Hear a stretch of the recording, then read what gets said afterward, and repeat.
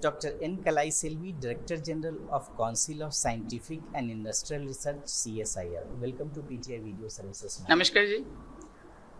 You are the first woman to head CSIR in more than 80 years of history. How has that experience so far? What are the challenges and goals to achieve? It's a very interesting question. The point which I really want to forget is that I'm the first women DG. Why? Because now more and more girl children, female researchers are coming up.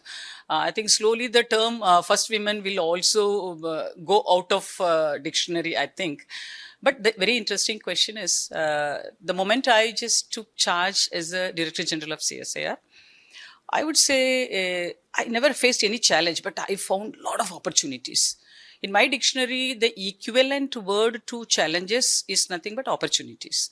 Therefore, I found a lot of opportunities. And as you know, CSIR, we have to serve to the nation in the name of giving indigenous technologies to industries. And this is the golden period for Indian science and technology because we are getting a lot of importance for indigenization. And therefore, I thought that we are having around 8 themes. And each theme, from each theme, if at all I'm able to come up with 2 or 3 successful technologies, I think that itself will talk by itself what CSIR is and what is it that we can do. So that way I found at least a minimum of 25 great opportunities with which actually I'm running the show.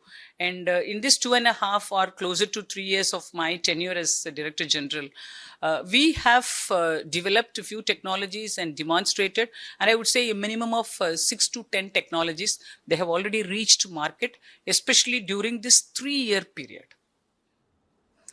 So you have worked extensively on lithium-ion battery and energy storage. What are India's key challenges and opportunities in this area? This is again a very, I would say, interesting question. Why? Because nowadays, if you take any technology, the lifespan of any technology is very, very short. Because technologies are getting changed very, very fast, for which this lithium battery technology is also not an exception. By the time we from India developed the lithium battery technology to the level of e-mobility, parallelly, sodium-ion batteries also entered into the market. So initially, we thought that sodium-ion batteries, we will introduce them for consumer market, and lithium batteries for the e-mobility. But now we are considering both the batteries with a kind of a equal importance.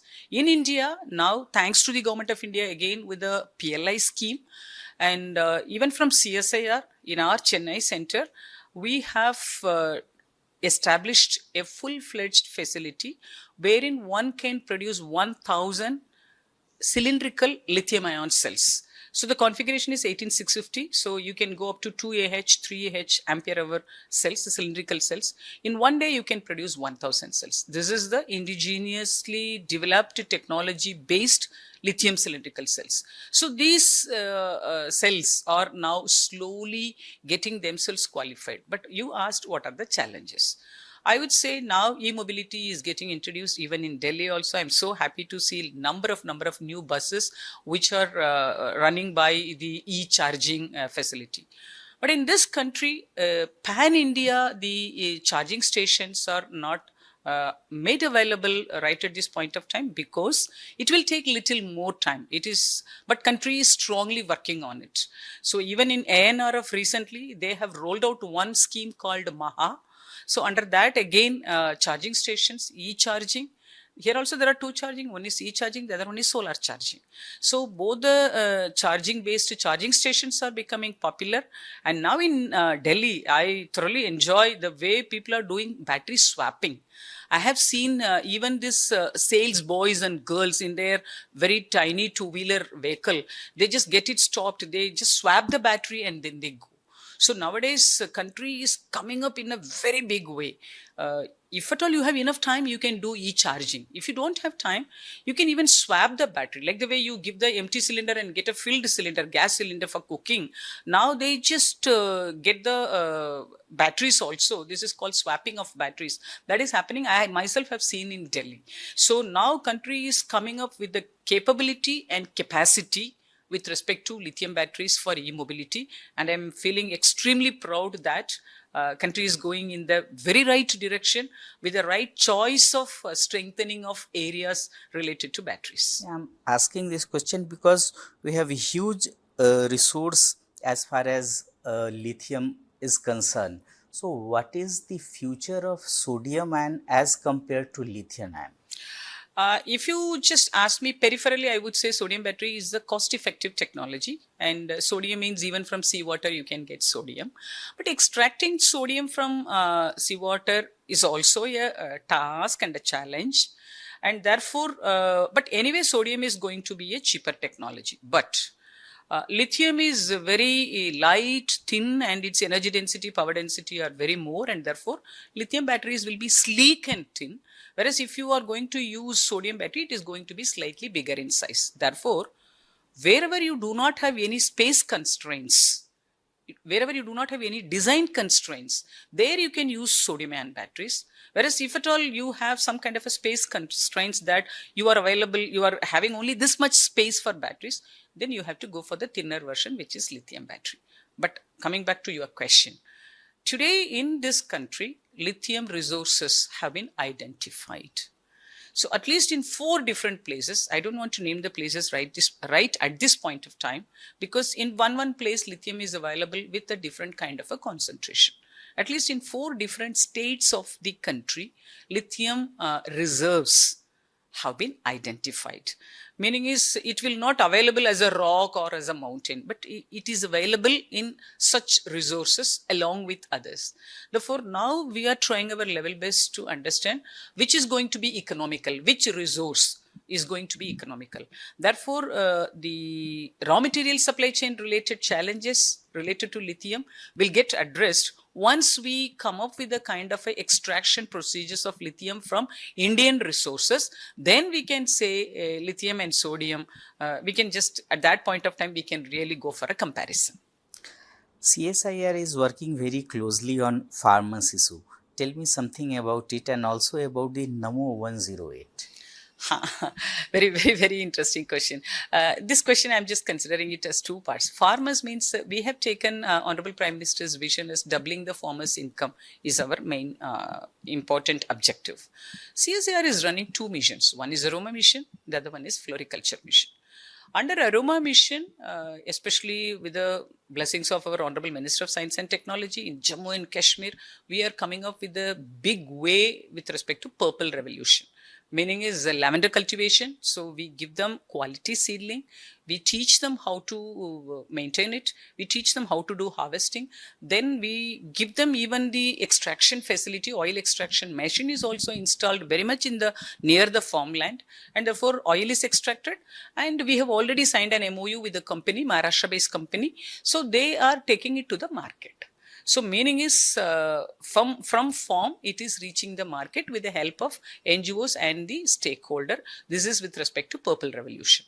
And one person from Jammu and Kashmir, he always appears in very public places and he calls himself as the Purple Man of India, because he is the perfect beneficiary of this Purple Revolution. Apart from this Purple Revolution of Aroma mission, even lemongrass. Lemongrass, once upon a time, country was really importing. Now we have cultivated it in as many places as possible across the country. And very recently, I visited one place near Tamil Nadu. So it is one reserve area. So Anamalai Tiger Reserve.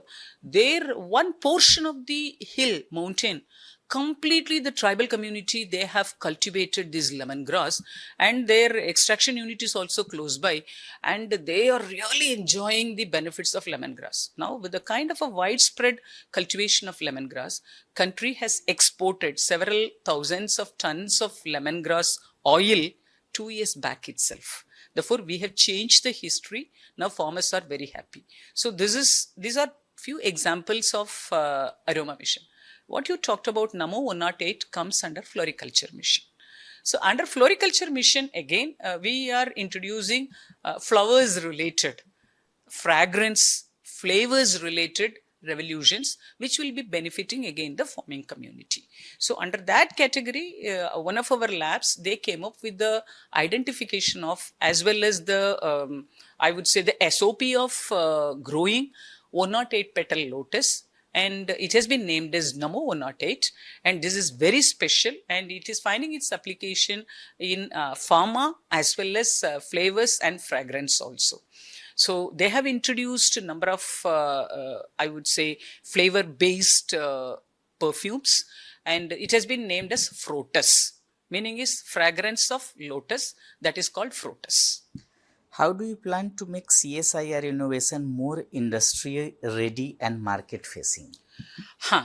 Again, we have been doing it so far through our lab-based business development groups. But recently, we just launched, or I would say we got it inaugurated, one Mumbai Innovation Complex in Mumbai, West Andheri. It's a 8-floor building. So it is our innovation complex, meaning is many of our labs, when the technology is reaching its maturity, so they have even occupied some office space. There we are giving office space as well as incubating space also. So this is one of the extended business arm of CSIR, which will be connecting the industries directly to CSIR for its technology readiness. So whenever the technology is becoming ready to reach market, so through that innovation complex, we can find lot of stakeholders. So nowadays, we are giving a lot of importance to science-based business development. Even in Delhi, CSIR headquarters, recently we have identified a group called Business Development Group. So this is how we are always ensuring that we stay closely connected with industries so that our technologies, the moment they reach the pipeline, it should be made available to the market. CSIR has several labs across India. How do you encourage cross-lab collaboration for national missions like green hydrogen, electric mobility, pharma, etc.? 37 labs are functioning under the aegis of CSIR.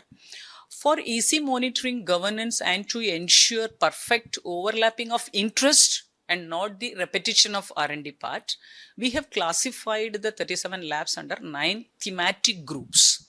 So under one of the themes, the one which you mentioned, energy, it is called EED. That is energy and energy related devices. This is one of the themes. So each theme will have one lab as a nodal lab. So now this energy theme, the nodal lab from now onwards, because every 3 years we'll be changing the nodal lab also. From 2025 April onwards, the nodal lab is IIP Dehradun. And this nodal lab will be supported by 5 or 6 closely participating labs. So different labs. I will tell you, for coal energy, Simfer is the lead lab. Petroleum energy, Dehradun is the lead lab. And for hydrogen energy, NCL is the lead lab. And for energy conversion, NIST Thiruvananthapuram is the lead lab. And for energy storage, Sikri Karaikudi is the lab. And for energy management, Neeri Nagpur is the lead lab. Therefore, one lab at the center as a nodal lab. All other labs will be having their own prioritized area. This is how we are framing each theme. And under that theme, we will avoid duplication, whereas we will strengthen and we will synergize the capabilities, especially when you asked about the green energy. Minimum 6 to 7 labs are working. So few labs are working with respect to the production of green hydrogen, and few labs are working on the application of green hydrogen, and 3 labs are working on the storage of green hydrogen. So this is how the work is now divided among the laboratories, and each one is given a responsibility. How can CSIR partner better with startups and private industry to boost applied research and commercialization of these things? Yeah. So as I told you, CSIR, the I stands for industry.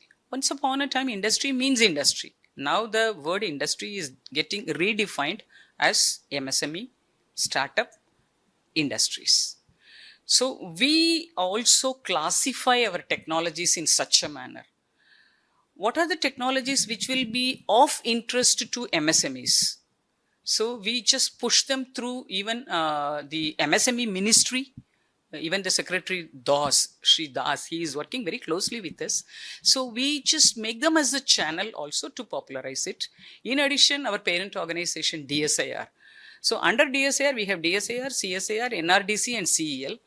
Among these components, DSIR is taking care of the MSME related technologies, and NRDC is taking care of the startup related technologies. So this is how we classify.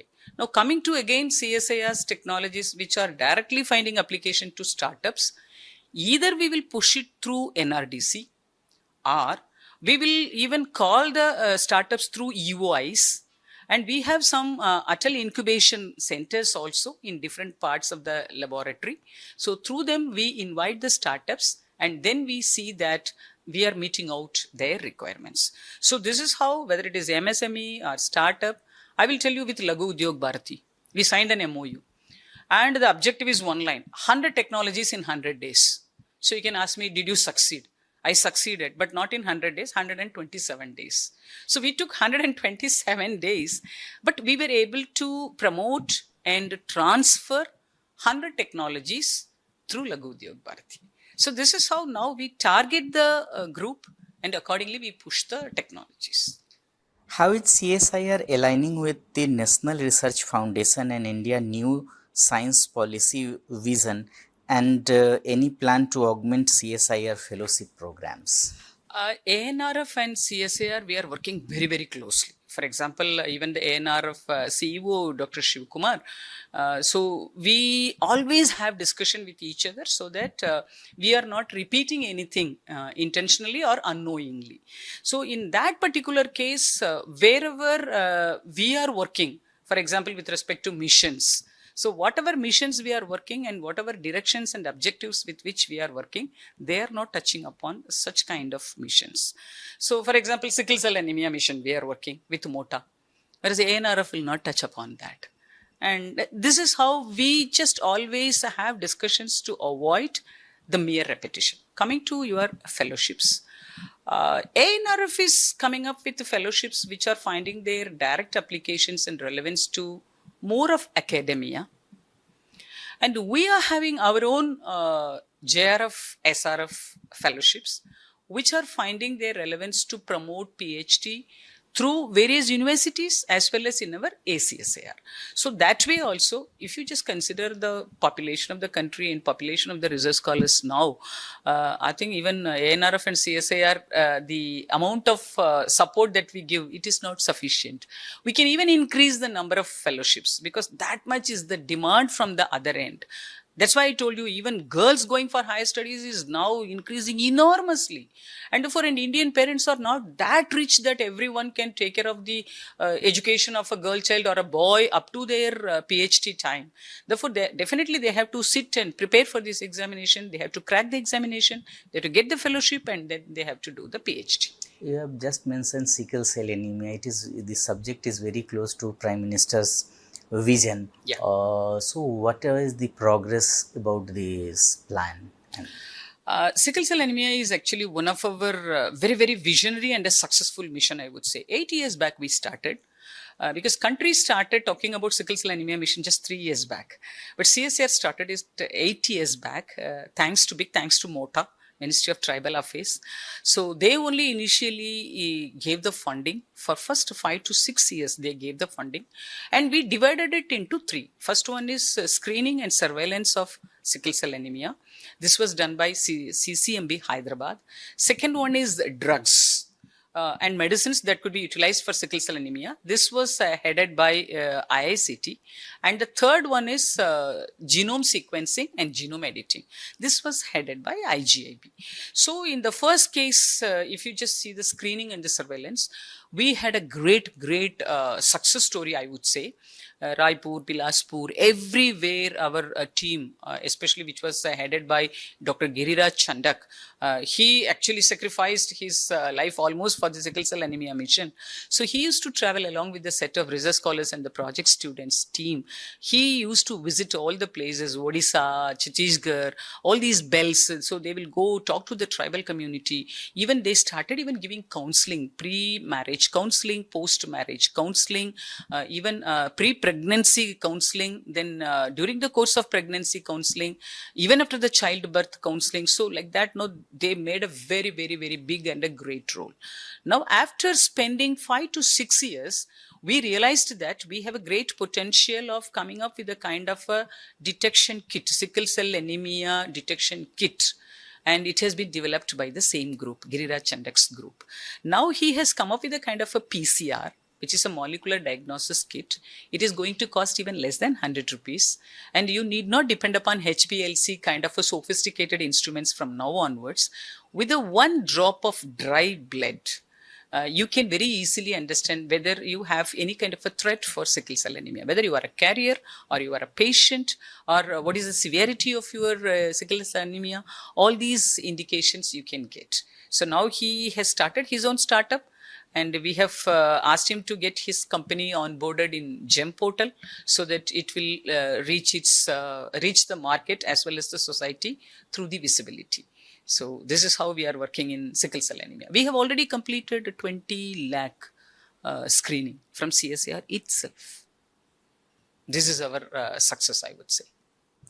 With artificial intelligence, quantum computing and climate tech emerging fast, what are the CSIR future R&D focus areas?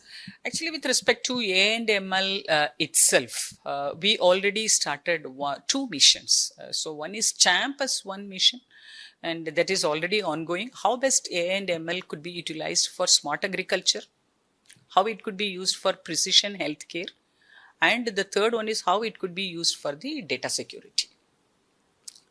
And I would say we used AI and ML even along with the Intel. We just ran a program called iRaste in Nagpur. It is traffic related advices, policies, and the complete governance of the road traffic just to avoid the road based accidents. So based on the success of iRaste, now iRaste Telangana, meaning is the Telangana government, they approached us. So we just signed an MOU with the IIIT Hyderabad, and that project is also ongoing. And with respect to our smart agriculture as well as precision medicine, at least a minimum of half a dozen laboratories are working in that particular field. And even in our IHBT and in our CHAB, there also this AI/ML is working in a very big way. Now we are entering into the second level of quantum computing, AI and ML, by way of joining our hands with the government of Andhra Pradesh, which is coming up in a big way with respect to the Quantum Valley mission. So here again, it is ANRF, DST, they have already came up with a kind of an announcement of Quantum Valley related mission projects, quantum mission projects. Now we are joining hands with IBM and TCS, and we'll be working closely with the government of Andhra Pradesh in their Quantum Valley mission. The talks are going on. Yesterday also we finished one set of meeting. On 30th, another round of meeting is happening. There we are going to sign an MOU. The MOU is already in place. It is ready. We'll be signing the MOU to work closely with them. Last question. What are the role do you see for CSIR in India's 2047 vision and as a scientific superpower? Actually, Viksit Bharat 2047, Government of India asked every ministry, what is it that you can contribute? Same question was posed to CSIR also. We have given 10 commandments or 10 commitments. So we have given 10 points. We started from even seaweed. You may be knowing seaweed also. We have a great story. We just started in a humble way in the Gulf of Mannar. So Gulf of Mannar actually more of fisheries group, fishery families are living. Fishermen will go for fishing. So during their off season, they will not have any job. So the family will be suffering for their day-to-day running itself. Whereas the fisheries women were remaining unemployed. So we spotted those fisheries women, and we just popularized this seaweed cultivation in the Gulf of Mannar through these fisher women. And now it has reached a greater milestone accomplishment, I would say. One Manamadure based Aqua Arena company. So he himself is telling that he has definitely earned more than several crores out of this technology. Meaning is, we just gave them, Capaficus is one seaweed that we started with. We give them the seedling. We teach them how to do that. It is simple. We give the raft also. In the raft, they have to tie it. And they have to leave it at a particular depth of the seawater. After a few weeks, 2 weeks, 3 weeks, there is a timeline. These people will go and collect it. And when the moment they reach the shore, we will be having our NGO who will be just waiting with the van, and all these things will be taken to the market, and the money will go to the fisherwomen's bank account. So this much we have connected. So you can ask me, you are living it in the Gulf of Mannar marine water. How will you identify which one is Kaliselvi's raft and which one is somebody else's raft? So ladies are always very, very smart. So everybody is giving a typical color paint in their raft. So all greens are Kaliselvi's, all reds are somebody else's, or blues are somebody else's. So the rafts are having a particular paint color. Then they just put this Capophycus, they leave it. So when they go back, so I will collect only all the green dotted ones and I will just give it, and depending upon the weight, I will get the amount in my bank account. So this is how we started. So the seaweed cultivation, now it has taken, I would say, it has been widely appreciated. This is one of the things that we have given. We are going to popularize it not only in the marine side. Can we just do it in water bodies? So this is the second thing. If at all it could be done in water bodies, then seaweed, it could be used as an edible portion. Then we can use it as a soil for the growth simulator. We can use it as a fertilizer. It can be used as a cattle feed also. So like 4, 5, 6 products we are doing, and the whole thing is extracted. Final residue, you can use it even to make a paver block. So end to end, it is having its value addition. Therefore, we are going to popularize this seaweed mission across the country. This is one. This is how even with respect to hydrogen also we have given. Fuel cells already we have achieved partially.